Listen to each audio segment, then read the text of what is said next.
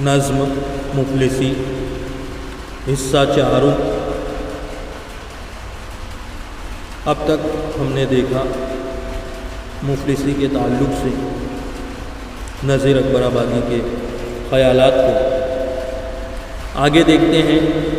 مفلس دیا بیٹی کا کرتا ہے بول بول، پیسہ کہاں جو جا کے لاوے، پیسہ کہاں جو جا کے وہ لاوے جہیز مول، چورو کا وہ گلا کے پھوٹا ہو جیسے ڈھول، گھر کی حلال خوری طلب کرتی ہے ٹھٹول، ہیبت تمام اس کی اٹھاتی ہے مفلسی۔ مفلس کی بیٹی کا بیاہ یہ بھی ایک بڑا مشکل مرحلہ ہوتا ہے۔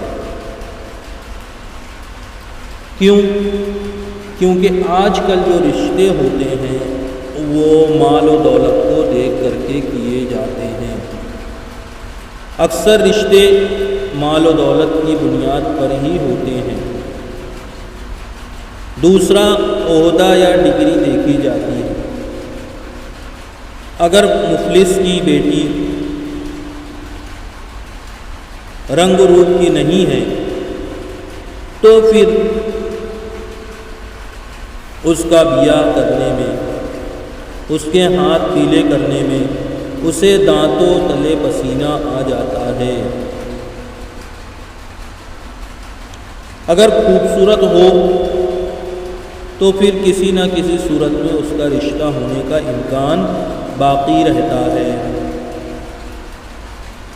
لیکن اگر چونکہ مفلس ہے اس لیے اس کے پاس مال نہیں ہوگا، اب مال نہیں ہوگا تو وہ بہت زیادہ پڑھی لکھی نہیں ہوگی، نوکری والی نہیں ہوگی، یہ دونوں چیزیں تو ظاہر ہے۔ تیسری چیز بچتی ہے مفلس، خوبصورتی۔ اگر وہ خوبصورت ہے تو اس کی خوبصورتی کی بنیاد پر اس کا نکاح ہو جاتا ہے کہیں نہ کہیں۔ لیکن اس کے لیے بھی مفلس کو کیا کرنا پڑتا ہے؟ بہت زیادہ تکالیف کا سامنا کرنا پڑتا ہے۔ لوگ جہیز کی لالچ میں، ہنڈے کی لالچ میں غریب کی بیٹی سے نکاح نہیں کرتے ہیں۔ اگر لوگ جہیز نہ لیں، دولہے کے گھر والے اگر کہہ دیں کہ ہم جہیز نہیں لیں گے، بغیر جہیز کے ہم نکاح کریں گے، ایسا تو بہت کم ہوتا ہے۔ 1000 میں ایک آدھ فیملی ایسی ہوتی ہے جو یہ کہتے ہیں کہ ہم جہیز نہیں لیں گے، لیکن اس میں بھی کچھ لوگ اوپری دل سے کہتے ہیں، صرف ایک نام و نمود کے لیے، دکھاوے کے لیے کہ ہم نے جہیز نہیں لیا ہے، ورنہ ان کے دل میں بھی یہ خواہش ہوتی ہے کہ دلہن آئے تو ڈھیر سارا جہیز لے کر کے آئے۔ اب ایک لڑکی جو ہوتی ہے اس کی بھی خواہش ہوتی ہے، اس کی تمنا اور آرزو ہوتی ہے کہ وہ اپنی شادی میں جو بھی ضروریات زندگی کی چیزیں ہیں اپنی حیثیت سے بڑھ کر کے لے کر کے جائے، جو اس کے ماں باپ کی مالی حیثیت ہے، سماجی حیثیت ہے، اس سے زیادہ کا وہ اپنے والدین سے تقاضا کرتی ہے، اس کی متمنی ہوتی ہے۔ اور والدین چاہے وہ امیر ہوں یا غریب ہوں، اپنی حیثیت سے بڑھ کر کے لڑکی کو جہیز دیتے ہیں۔ اب جہیز دینا یا نہیں دینا یہ ایک الگ مسئلہ ہے، اس سے ہم کو ابھی وہ ہماری بحث کا موضوع یہاں پر نہیں ہے۔ اب ہر آدمی وہ یہ کوشش کرتا ہے کہ اس کی بیٹی کو خوب سے خوب تر سامان دے۔ ایک مفلس شخص کی تو یہ خواہش اور ہوتی ہے کہ میں اپنی زندگی میں جن مصائب اور پریشانیوں سے گزر رہا ہوں، میری بیٹی کو وہ پریشانیاں اور مسائل درپیش نہ ہوں، اس لیے وہ ایک ایک پیسہ جو ہے وہ جوڑ کر کے رکھتا ہے۔ اس کے باوجود جب بیٹی کی شادی کا موقع آتا ہے تو اسے دوسروں سے قرض لے کر کے جہیز لانا پڑتا ہے۔ آج ہم دیکھتے ہیں کہ برادران وطن جو لڑکی کی پیدائش کو برا سمجھتے ہیں، اس کی سب سے بڑی وجہ جہیز ہے۔ جب لڑکی دیکھنے کے لیے لوگ آتے ہیں تو باقاعدہ سے ڈیمانڈ کرتے ہیں، یہ چاہیے، گاڑی چاہیے، فریج چاہیے، پلاٹ چاہیے، گھر چاہیے، نوکری چاہیے، اور بھی جو ڈیمانڈ ہوتی ہے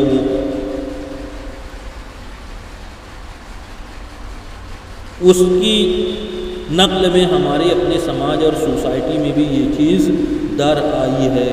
کچھ نامعقول قسم کے لوگ اس طریقے کا مطالبہ کرتے ہیں۔ کیا تم کو تمہارے اپنے زور بازو پر بھروسہ نہیں ہے؟ کیا تم اپنے بیٹے کا سودا کر رہے ہو؟ گاڑی کے بدلے میں، پلاٹ کے بدلے میں، بنگلے کے بدلے میں تم اپنا بیٹا بیچ رہے ہو، اس کا یہی مطلب ہوا۔ تو ایک غریب آدمی کہاں سے پیسہ لائے گا کہ اپنی بیٹی کو جہیز دے سکے؟ اور کچھ کمظرف ایسے ہوتے ہیں جو شادی کے بعد بھی مسلسل تقاضا کرتے رہتے ہیں۔ شادی ہو گئی ہے، بہو لے کر کے آ گئے ہیں، بیوی لے کر کے آ گئے ہیں، اب کوئی مسئلہ ان کے گھر میں درپیش ہوتا ہے تو اس کے لیے پیسہ کس سے منگواتے ہیں؟ اپنی بیوی سے، اپنی بہو سے، اور اگر نہیں لاتی ہے تو اسے تنگ کرتے ہیں، جو کہ کسی بھی صورت میں ٹھیک نہیں ہے، مناسب نہیں ہے۔ کھیت لینا ہے، بنگلہ لینا ہے، کاروبار شروع کرنا ہے، اس کے لیے پیسہ بہو سے منگواتے ہیں، بیوی سے منگواتے ہیں۔ یہ ان کا ہلکٹ پن یہاں پر ظاہر ہوتا ہے۔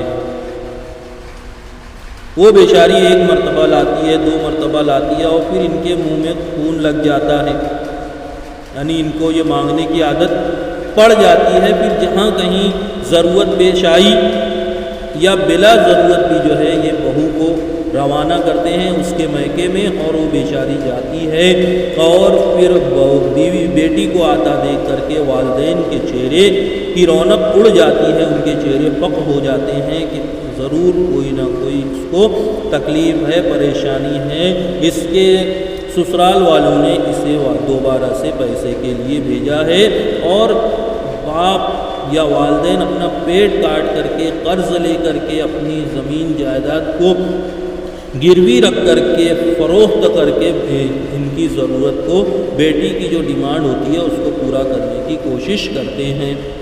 لیکن بیٹی بھی کتنی مرتبہ جائے گی، اسے اپنے میکے کے حالات کا علم ہے۔ پھر کیا ہوتا ہے کہ وہاں سے معاملات بگڑنا شروع ہو جاتے ہیں۔ جورو کا وہ گلا کہ ٹوٹا ہو جیسے ڈول۔ جورو ایک مفلس شخص ہے، اس کی بیوی، اب جب اس کی بیٹی کی شادی ہوتی ہے تو بیوی جو ہے وہ سب کچھ سمجھتی ہے، لیکن اس کے دل میں بھی یہ خواہش اور تمنا ہوتی ہے کہ میں میری بیٹی کو اتنا دے دوں کہ اسے کسی قسم کی پریشانی نہ ہو، تکلیف نہ ہو، اس کے سسرال میں اسے تانے نہ ملے کہ اتنا کم جہیز لائی ہے، یہ نہیں لائی ہے، وہ نہیں لائی ہے۔ تو وہ بھی گلا کرتی ہے کس طریقے سے، ڈھول کی طرح کہ ابھی یہ لانا ہے، یہ لانا ہے، یہ کرنا ہے، ایسے کرنا ہے، ویسے کرنا ہے، یوں کرنا ہے۔ اب ایک مفلس شخص کیا کیا کرے گا؟ سماج کو دیکھے گا، سوسائٹی کو دیکھے گا، شادی کو دیکھے گا، بیوی کو دیکھے گا، بیٹی کو دیکھے گا۔ ہر شخص کے دل میں خواہش ہوتی ہے کہ میں اپنی بیٹی کو بھرپور جو ہے جہیز دوں، خوب دھوم دھام سے اس کی شادی کروں۔ جیسا کہ اس سے پہلے کے لیکچر میں نے بتایا ہے کہ باپ اور بیٹی کا جو رشتہ ہوتا ہے وہ بہت عجیب ہوتا ہے۔ بیوی بھی سمجھتی ہے، اس کو اپنے شوہر کی پوری کیفیت کا علم ہوتا ہے، اس کی معاشی حالت سے وہ بخوبی واقف ہوتی ہے، وہ خود شوہر کا ہاتھ بٹاتی ہے، لیکن بیٹی کی محبت یہاں پر غالب آتی ہے، اور پھر وہ اپنے شوہر سے تقاضا کرتی ہے کہ نہیں، یہ بھی چاہیے، یہ بھی چاہیے، تم کہیں سے بھی کرو، کچھ بھی کرو، میری بیٹی کی شادی میں یہ چیزیں ہونی چاہیے۔ گھر کی حلال خوری طلب کرتی ہے ٹٹول، اور پھر جو ہے آدمی کیا ہوتا ہے، اس کی حلال خوری اس کا مذاق اڑاتی ہے۔ حلال رزق حلال کے لیے آدمی کوشش کرتا ہے کہ نہیں، میں مفلسی کو برداشت تو کر لوں گا، مصائب اور پریشانیوں کو جھیل لوں گا، لیکن حرام کام میں ملوث نہیں ہوں گا، حرام کام نہیں کروں گا۔ تو یہی جو ہے اس کا مذاق بن جاتا ہے، اس پر لوگ قہقہا لگاتے ہیں، اس کو طعنے اور تشنے ملتے ہیں۔ ایک آدمی ہے، وہ آفس میں کام کرتا ہے جہاں پر اوپر کی کمائی چلتی ہے، تمام اسٹاف کے لوگ لیتے ہیں، لیکن یہ حلال کمائی کے لیے، حلال کمائی کی فکر اس کو ہے، اس لیے وہ 2 نمبر کا کام نہیں کرتا ہے۔ تو ایسے وقت میں یہ تمام کے تمام لوگ اس کا مذاق اڑاتے ہیں، اس پر ہنستے ہیں کہ ہم کہتے تھے کہ اوپر کی کمائی آنے دے، اوپر کی کمائی ہماری طرح لیتے رہو، تو یہ نوبت تیری نہیں آتی۔ آج جو ہے تو نہایت ہی شان و شوکت کے ساتھ اپنی بیٹی کو رخصت کر رہا ہوتا، لیکن اس کا مطلب یہ نہیں ہے کہ جو لوگ رزق حلال کی کوشش کر رہے ہیں وہ حرام کمائی کے لیے لگ جائیں، جڑ جائیں، جو اس سے احتیاط کر رہے ہیں وہ احتیاط کرنا بند کر دیں۔ نہیں، ہرگز ایسا نہیں ہے، ایسا نہیں کرنا ہے۔ رزق حلال کی جو برکت ہوتی ہے وہ نسلوں تک چلتی ہے، اور حرام کمائی کی جو نحوست ہوتی ہے وہ بھی نسلوں تک جاتی ہے۔ ایک یہ غربت اور مفلسی یہ عارضی ہوتی ہے، دن جو ہے ہر ایک کا پلٹتا ہے۔ ہمارے شہر میں کہتے ہیں کہ چھلے کا بھی دن پلٹتا ہے، تو ایک غریب آدمی ہے تو اس کا بھی وقت آتا ہے، اس کی بھی قسمت زور میں آتی ہے، تو اس کی مفلسی اور پریشانیاں ختم ہو جاتی ہیں۔ ہیبت تمام اس کی اٹھاتی ہے مفلسی، اور پھر سارا ڈر اور خوف اس کا نکل جاتا ہے مفلسی کی وجہ سے، اور وہ کسی سے مانگنے میں پھر شرم نہیں کرتا، یا کوئی غلط کام کرنے سے پیچھے نہیں ہٹتا۔ یہ بھی بات ہو سکتی ہے یہاں پر۔ آگے دیکھتے ہیں، بیٹے کا بیاہ ہو تو نہ بیاہی نہ ساتھی ہے، نئے روشنی نہ باجے کی آواز آتی ہے، ماں پیچھے ایک میلی چادر اوڑھے جاتی ہے، بیٹا بنا ہے دولہا تو باوا براتی ہے، مفلس کی یہ بارات چڑھاتی ہے مفلسی۔ بیٹی کا حال بیان کیا پچھلے بند میں، اب یہاں پر بیٹے کے بیاہ کا حال بیان کر رہے ہیں کہ اگر کسی غریب شخص کی، کسی مفلس شخص کی بیٹی کے بعد اس کے بیٹے کا نکاح ہے تو کیا ہوتا ہے کہ اس میں نہ کوئی بیاہی ہے نہ کوئی ساتھی ہے، کوئی رشتہ دار، کوئی دوست احباب، گلی محلے کے لوگ اس میں شریک نہیں ہوتے ہیں۔ کیوں؟ کیونکہ غریب شخص کے غریب بیٹے کا نکاح ہے، اور اگر پیسے والے کا نکاح ہو، کسی سیٹ کا، کسی سرمایہ دار کا، اس کے یہاں شادی ہو تو پورا محلہ جو ہے وہ 2 دن پہلے سے 3 دن پہلے سے موجود رہتا ہے۔ مسجد میں اگر نکاح ہوتا ہے، کسی نماز سے منسلک نکاح ہے، تو مسجد میں بھیڑ بھاڑ دیکھ کر کے اندازہ ہو جاتا ہے کہ کسی دولت مند کا نکاح ہونے والا ہے۔ مسجد جو خالی رہتی تھی 3-4 صف سے زیادہ نہیں ہوتی تھی، پوری مسجد جو گراؤنڈ فلور کی ہے وہ بھر جاتی ہے، اوپر کا فرسٹ فلور کھولنا پڑتا ہے۔ کب؟ جب کسی امیر کا نکاح ہو، جب کسی پیسے والے کا نکاح ہو، اور اگر غریب کا نکاح ہے تو سمجھ میں نہیں آتا، وہی جو 4-5 صف ہے اسی میں کام تمام ہو جاتا ہے، کیونکہ لوگ آتے نہیں ہیں۔ آج سب کیا ہیں؟ پیسے کے پجاری ہیں۔ نئے روشنی نہ باجے کی آواز آتی ہے، غریب کی شادی ہے تو کوئی روشنی نہیں ہے، کوئی جو ہے لائٹنگ نہیں ہے، کوئی چمک دمک نہیں ہے، اور نہ ہی گاجے باجے کی کوئی آواز ہے۔ اب تو یہ بہت کم ہو گیا باجا بجانا، ورنہ ایک زمانہ تھا ہمارے شہر میں بھی، ہمارے اپنے لوگ بھی جو ہے گھوڑے پر سوار ہو کر کے اور خوب مست سہرا جو ہے ڈال کر کے اور آگے ڈھول اور باجے والے چلتے تھے۔ لیکن اب مہنگائی کہو یا کچھ اور کہو، بیداری کہہ لو، یہ چیز جو ہے آہستہ آہستہ کیا ہو گئی ہے؟ کم ہو گئی ہے۔ ختم تو نہیں ہوئی ہے، البتہ کم ہو گئی ہے۔ اور جو لوگ کرتے ہیں تو اب ان کا جو ڈھول باجا ہے، ڈھول باجے کی جگہ اب ڈی جے بجتا ہے، دیکھے ہوں گے آپ لوگ۔ تو اس طریقے سے مال و دولت والوں کے یہاں یہ ہوتا ہے، اور غریب آدمی کے پاس میں کیا ہوتا ہے کہ اس کے پاس بس شادی ہی مشکل سے ہو جاتی ہے، تو وہ ڈھول باجا کہاں سے لائے گا، لائٹنگ کہاں سے کرے گا، یعنی فضول خرچی کے لیے اس کے پاس وقت بھی نہیں ہوتا اور سرمایہ بھی نہیں ہوتا۔ ماں پیچھے ایک میلی چادر اوڑھے جاتی ہے۔ غریب کے بیٹے کا نکاح ہے تو لوگ نہیں آتے ہیں، کون آتا ہے؟ چند گنے چنے لوگ ہوتے ہیں، اور اس کے پیچھے پیچھے جو ہے اس کی ماں بھی جاتی ہے۔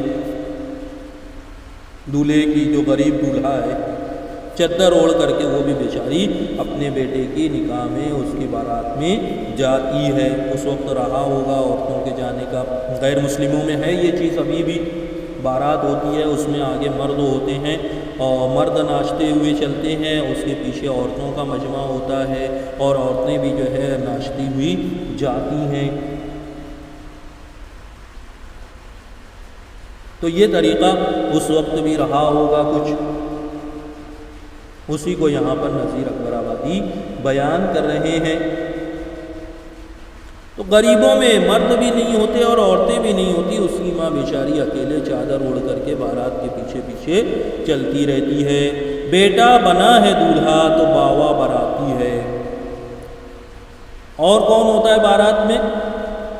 عورتوں کی طرف سے تو اس کی امی ہوتی ہے، اس کی ماں ہوتی ہے، اور مردوں میں اس کا باپ، اس کا باوا، وہ باراتی ہوتا ہے۔ یعنی غریب کی شادی میں اتنے کم باراتی ہوتے ہیں، جو انتہائی قریبی رشتہ دار ہوتے ہیں بس وہی ہوتے ہیں، ماں کے رشتہ دار اور باپ کے رشتہ دار بس، کیونکہ غریب کا کوئی رشتہ دار نہیں ہوتا۔ لیکن امیر سے، عہدے والے سے، کرسی والے سے ہر کوئی اپنا رشتہ جوڑتا ہے۔ غریب اگر سگا بھائی بھی ہے تو کوئی پیسے والا یہ نہیں بولے گا کہ یہ جو سامنے جھوپڑے میں رہتا ہے یہ میرا سگا بھائی ہے۔ لیکن اگر سامنے بلڈنگ میں کوئی رہتا ہے، بہت دور کا رشتہ دار ہے، تو کیا کہے گا؟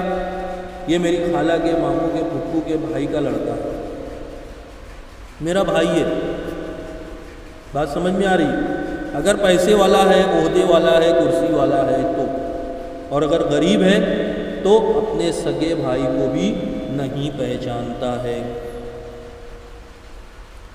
اسی غریب کی بیٹی کا حال بیان کیا، اب یہاں بیٹے کی شادی کا حال بیان کر رہے ہیں کہ ماں اور باپ جو ہے اس کی بارات میں شامل ہیں، چند لوگ ہیں، اور اگر پیسے والے کا نکاح ہے تو